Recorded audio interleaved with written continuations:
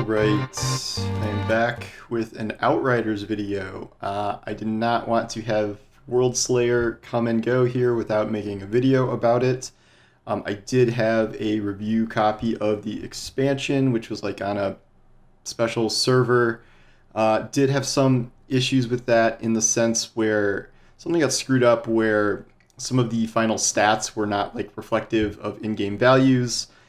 Which may have made things a little harder. I did not really notice this until maybe the endgame Trials of Tarya Gratar activity. The campaign was fine, and now I have since replayed it on Xbox with a different character to see how things went there. Though it was easier on Xbox, I think that may have been due to my ridiculous Devastator build as opposed to my Glass Cannon Pyromancer on PC. So this is a major expansion for Outriders in the sense that it is the most content added to the game since launch. It is trying to be a Diablo-like Reaper of Souls, Lord of Destruction type thing with a bunch of new content and kind of refreshing the endgame. It is also $40, so I would get into whether I think that is worth it or not, but even, on Xbox it launched on Game Pass, but that is not true with this. You have to pay $40. Even on Xbox, I think it's actually there might be a discount where it's like 20% off or something, but it's still like $35. Yeah.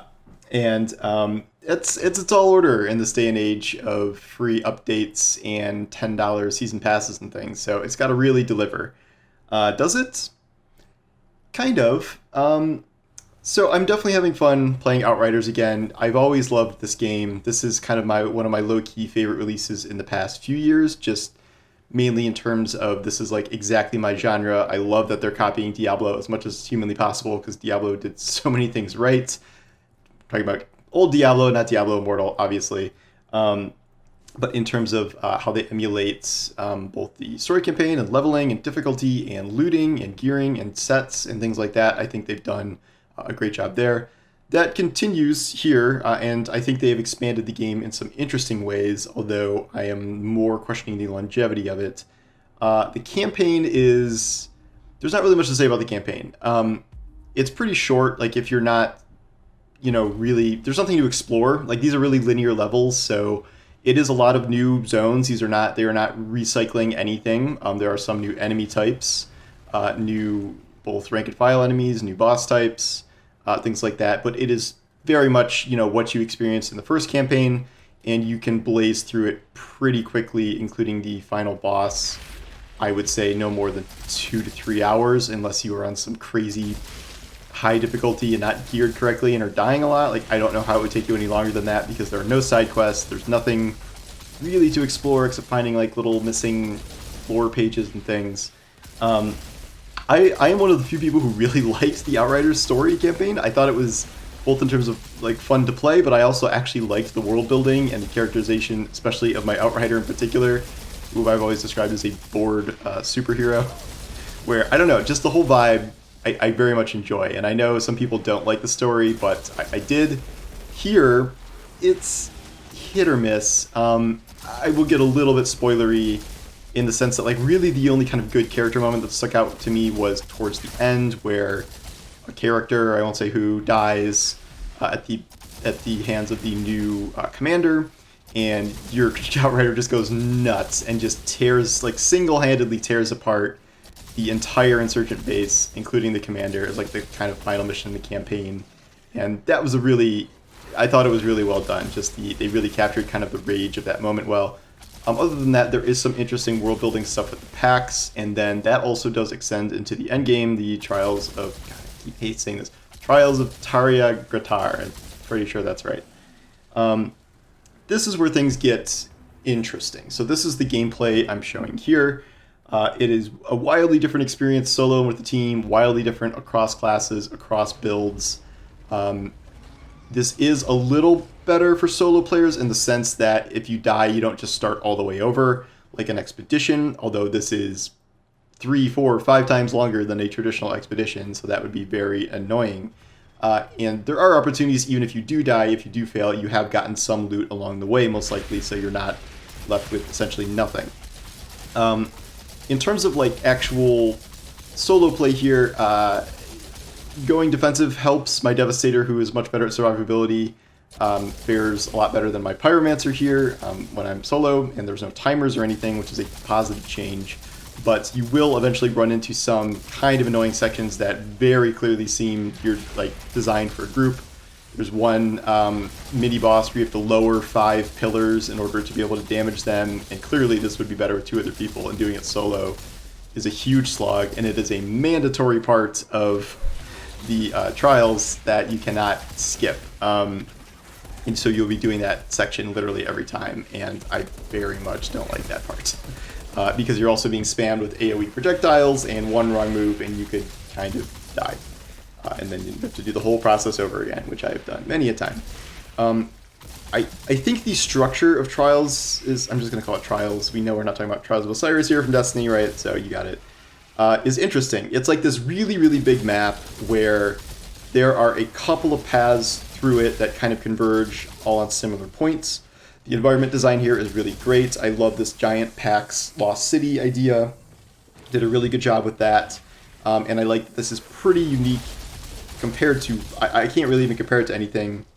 It's not even like a Destiny raid per se, because there's different paths to it, different optional farming places. You can like take a detour and do a little arena battle, which is what I'm doing at the start here, which will drop a chest full of like kind of dedicated slot drops for target farming.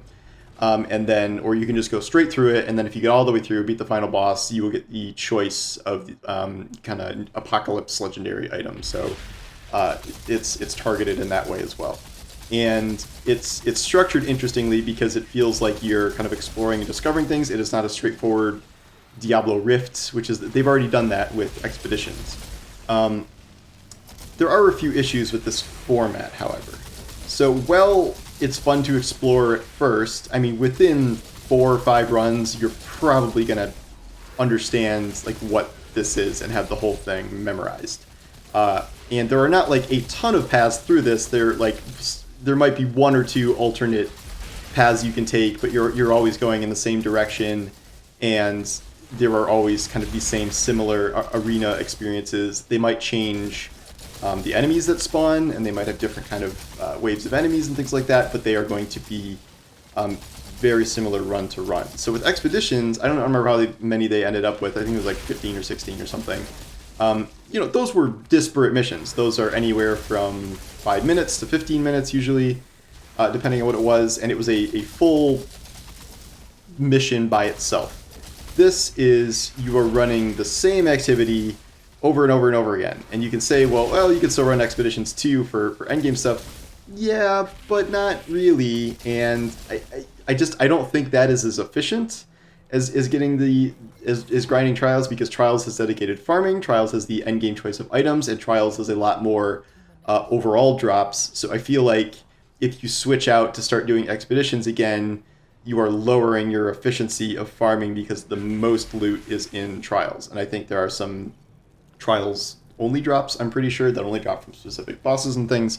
So that is another kind of factor there. So I think it's a risk to have essentially one activity that you're grinding over and over and over again that has to be like really replayable. And even already, I'm questioning how good this will feel after the 15th, 20th, 50th time, because it fundamentally does not change that much. The core structure of it is the same, and you can choose which side farms to do or not do, but it is going to be fundamentally the same experience every time.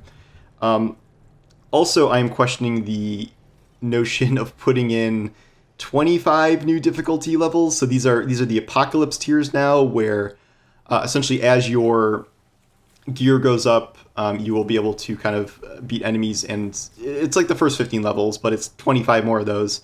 And now there are additional bonuses, like if you level up, you will now get more Apocalypse drops, and those Apocalypse drops have higher chances of being better. So in theory, you want to progress through the Apocalypse tiers to get more XP for the new Paragon system. I don't remember what the Paragon system's called, but it's bonus stat points in whatever categories you want, like most Paragon systems. And then you will have a chance to get better Apocalypse loot more often. But it is quite a grind. And again, like I said, you will probably be mainly grinding this singular Trials map over and over and over again to get there, and I don't know how that's going to feel. Like the original game, progress is not shared across characters. So maybe there's a weapon or something you can grab for your other characters, but if you over level them too much, they won't be able to use it until they hit that level. So you're going to have to repeat this grind through 25 new Apocalypse levels on all the characters you want. And the new Paragon system is not cross-class either, so you will have to level up for XP as well. As such, I really can't see myself doing this in more than one character right now. I don't think that I want to. First of all, you have to replay the whole campaign DLC, which is not a ton of time, but it's 2 to 3 hours before you can start the end game by itself, and then you will just be doing more and more trials. And I just think that has the potential to not have the most longevity kind of in the longer term future here. I think it's pretty fun and exciting right now, and I think it's really cool to kind of discover this entire new zone, and there's some story things in there, and the ideas of targeted loot farms and stuff are great. I like the Apocalypse loot idea. I think that changes builds in really interesting ways. There are some new sets, new weapons I want to try out. Still have only gotten a handful of those, so I can't tell you what like X or Y new set does or how overpowered it is. I'm still kind of working my way through all that because there's so much to get. But I am curious how long this will kind of keep my interest in this current form, and because it is tough to get through, to upgrade your gear, to save up drop pod resources now. I think those have been lowered a little bit, and you don't get a ton of them through Trials itself, because you want to upgrade your current gear unless you can find essentially a one-to-one replacement. Because if you're jumping into Outriders after having your endgame build before, unless you can assemble kind of an entirely, totally new endgame build, you're going to want to stick with the one you have and just keep upgrading it until you kind of get more options. But so that's where I'm at now. And it is hard. Like, it can be multiple runs to even upgrade like a single piece of gear one level. And we have to get through, I don't know what I think the new gear cap is like 20 levels higher. So we have to get through that. And maybe there's like something special at the end of the rainbow at tier 40 besides just like a ton of drops, but that is a long grind. And I will see how long it continues to be engaging. I think I have to play around with some different classes just for the sake of variety. I am still using my Devastator build that is ridiculously strong, almost impossible to kill, does tons of AP damage, and that has fared the best for me so far, but I would like to try the other classes just so I'm not doing the same build over and over and over again, because I have not farmed any full new Devastator sets yet, which is going to be another project. So all of this comes down to the idea that I think this is going to be a tough sell for people at $40. $40, even for me, seems like a high price for this. And I'm like a legitimate Outriders fan. I mean, I can afford it. I got codes for PC. I bought the Xbox version, and they gave me a code after, which was stupid of me. But $40 for this is steep. It does not come with a new class. There are new kind of sub-skill trees for each class, but they're pretty small. And the Diablo expansions came with a new class, and this does not. So that is something that's missing there. The campaign is pretty short by itself, and then this endgame activity, though a large map, is essentially just one thing, and then you are meant to grind that one thing over and over and over again to get all these new drops. And that, I think, is going to be tough for a lot of people. Getting returning players into this and telling them they have to pay $40 to show up again. They were probably expecting something really massive, and like I don't think this is giving you the value of like a Destiny 2 Witch Queen expansion for a similar price. I don't think there's enough stuff there. Granted, people can buy as a smaller team, so I'm not faulting them, and I think they've done a great job with a lot of this stuff here. I just think they maybe got a little ambitious with that price point, and I bet we're going to see this discounted soon. I do not know what the player count is going to do. It is doubled on Steam, which is fine, but it's not that high to begin with, and I worry about matchmaking through 40 Apocalypse tiers now for Trials and how that's going to go. I also worry about drop connections and things like that, ruining entire Trials runs. If you're doing a Trials run and you're doing all the farming spots, it is like it is long. It is like over an hour probably for a Trials run, unless you are instantly evaporating all enemies. So it is no joke of a time commitment if you are doing the full run of it. So that may be a little more exhausting than expeditions were, because you could do so many of those kind of on repeat, do different ones, whereas that's not really the case here. I will go back and farm some expeditions just a little bit. I've done a few just to see how it is, but it's like, a whole expedition for one singular loot drop at the end, which is maybe 2 legendaries if you're lucky, 2 or 3 legendaries depending on your difficulty. I guess that will go up in time, but also if you're solo, you still have the if you die once the whole thing is over thing, because they never changed that, so that's not great.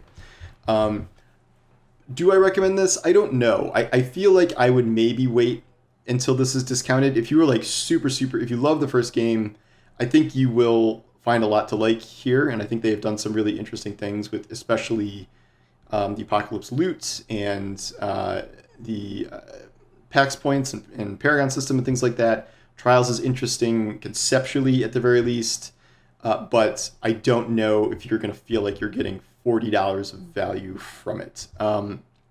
That seems maybe like something you should wait for it to come down a little bit. I think it probably will if you wait just, I don't know, a couple weeks, couple months. I'm not sure exactly, but this seems like something that may end up being discounted, because I don't think it's going to be some like massive, huge turnaround for the game. Like Outriders did sell a lot of copies initially.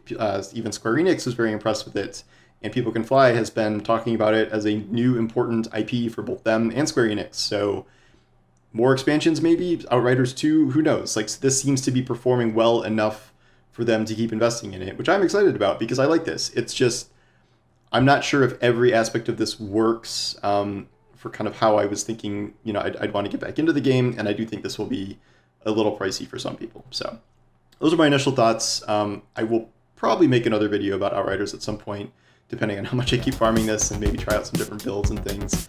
But for now, that's kind of my thoughts on things. So, and if you're playing, let me know what you think in the comments. So thanks for watching, and I will talk to you soon. Take care.